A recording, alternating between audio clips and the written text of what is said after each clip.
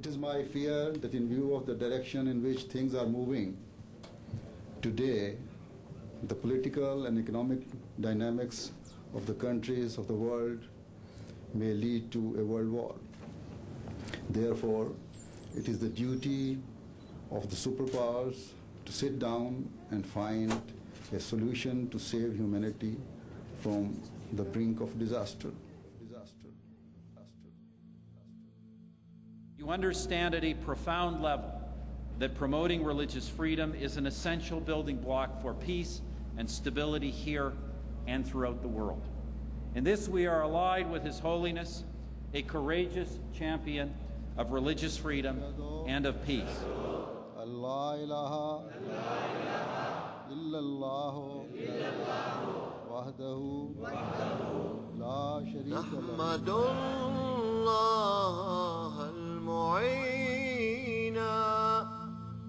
Hazrat Mirza Masroor Ahmad is the present head of the Ahmadiyya Muslim Community, the most dynamic international community within Islam. The community was established by Hazrat Mirza Ghulam Ahmad in Qadian, a small and remote village in India. He claimed to be the expected reformer of the latter days, the one awaited by all major world religions. Founded in 1889, the community has continued to spread throughout the world, flourishing under caliphate, the system of spiritual leadership established after the demise of the holy founder. The current successor of this movement, Hazrat Mirza Masroor Ahmad, continues the work of the holy founder to revive the spiritual and moral state of mankind. The movement embodies the benevolent message of Islam in its pristine purity, a movement that preaches peace, universal brotherhood, and submission to the will of God. Ahmadi Muslims have earned the distinction and reputation of being a law-abiding and peaceful community. Within a century, the movement has reached all the corners of the earth and has been recognized and praised by the global community. Love for all, hatred for none. Those words from your third Khalifa are more important, more crucial, more essential today than they have ever been. And of course, the Ahmadi have always practiced this peace-loving philosophy. I am gladdened and inspired by the fact that the Ahmadis not only preach a message of love, friendship and understanding, but practice it fully in the way you include and invite others to share your gathering. An injunction to love all and to hate none is the avowed guiding principle of the Ahmadi life. I would thank you also that you have stressed the importance of showing that Islam is the religion of peace, not the religion of hate, as it was stated on the wall in the Jalsa. Love for all, hatred for none. I think that is the message that the world really needs. अगर मानव जाति लाखों वर्ष पहले से ही इस मोटो को, जो कि सभी धर्म ग्रंथों की शिक्षाओं का सार है, अपना लेती, तो आज तक दुनिया में जितनी भी जंगें हुई हैं वो ना होती. You understand at a profound level that promoting religious freedom is an essential building block for peace and stability here and throughout the world. In this we are allied with His Holiness, a courageous champion of religious freedom and of peace. Love for all, hatred for none is the message that we see in this mosque and from the Ahmadiyya Association. Your people have been the leaders in taking the peace movements that one step further. The huge respect we all have, for your work day by day in making a reality of peace and brotherhood across the communities in this country and across the world.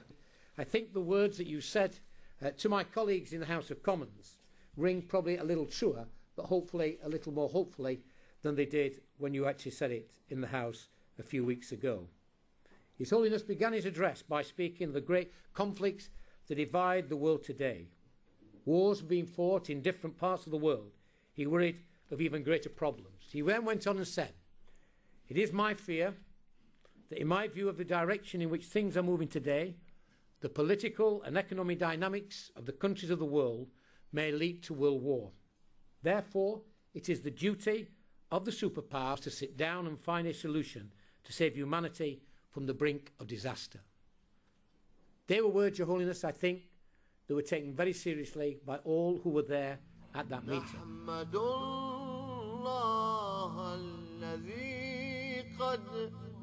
Wherever the movement has been established, it endeavours to exert a constructive influence of Islam through social projects, educational institutes, health services, Islamic publications, and the construction of mosques.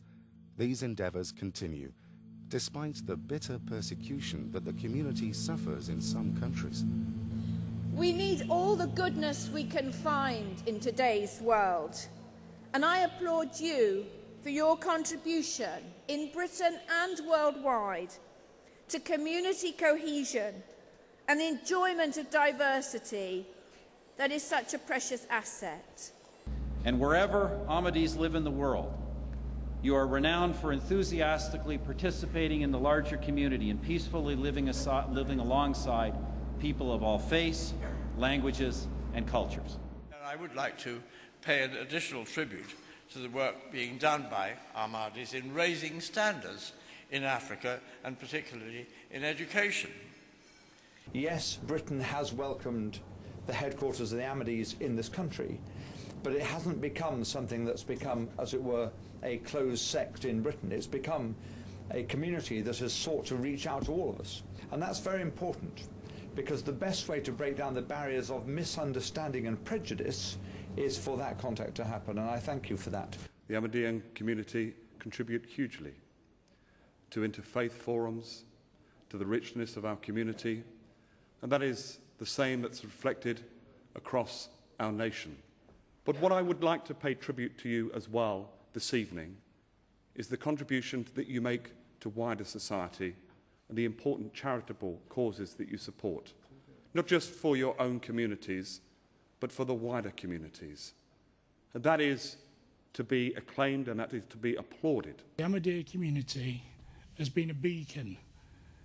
It's been a beacon of peace, truth and justice. It's been a stalwart in this city. We are the better for having you. You are tremendous in adversity and in triumph. We value your friendship, we value your dedication and your commitment, and particularly your recognition of civic society in Bradford.